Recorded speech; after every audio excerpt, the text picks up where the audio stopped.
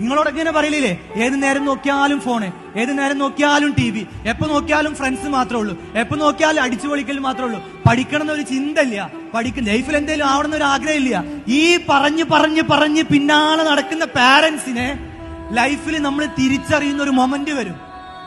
ഞാൻ ഇന്ന് സംസാരിക്കുന്ന എല്ലാ വേദികളിലും ഞാൻ വിജയിച്ചതിന്റെ ഏറ്റവും പ്രധാനപ്പെട്ട കാര്യത്തില് ഞാൻ പറയുന്ന രണ്ട് വ്യക്തികൾ ഉണ്ടെങ്കിൽ അതെന്റെ ഉമ്മി വാപ്പിയാണെന്ന് ഞാൻ പറയലേ.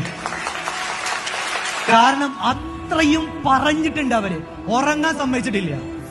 കടന്നുറങ്ങുന്ന ഉറക്കത്തിൽ കൂടെ കിടക്കുമ്പോൾ പോലും ലൈഫിൽ എന്തെങ്കിലും ആവണം, എവിടെങ്കിലും എത്തണം, എന്തെങ്കിലും നേടണം എന്ന് പറഞ്ഞുകൊണ്ടേയിരിക്കും. എത്ര എതിർപ്പുകൾ നമ്മളെ ഉണ്ടായാലും നമ്മളിങ്ങനെ പറയും, നിങ്ങൾക്ക് ഒരു നേരം സ്വയം തരൂല, എന്ത് വീടാണിത്, എന്ത് പ്രശ്നമാണിത്, നമ്മളെ മക്കൾ പറഞ്ഞുകൊണ്ടേയിരിക്കും.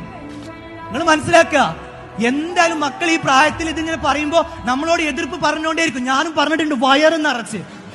ഉമ്മടക്കം തിരിച്ചു പറഞ്ഞ മറുപടികൾക്ക് ഇന്ന് ഞാനിങ്ങനെ ക്ഷമ ചോദിച്ചുകൊണ്ടേയിരിക്കുകയാണ്. കാരണം ആ പ്രായത്തിൽ നമുക്ക് എൻജോയ് ചെയ്യാം, എന്റർടൈൻ ചെയ്യാം, എപ്പോഴും പഠിക്കാൻ പറയാന്നൊക്കെ പറഞ്ഞു കഴിഞ്ഞാൽ ഭയങ്കര വെറുപ്പുള്ള കാലം. പക്ഷെ വൺ ഡേ വരുമ്പോ നമ്മൾ മനസ്സിലാക്കും, എന്നെ ഒന്ന്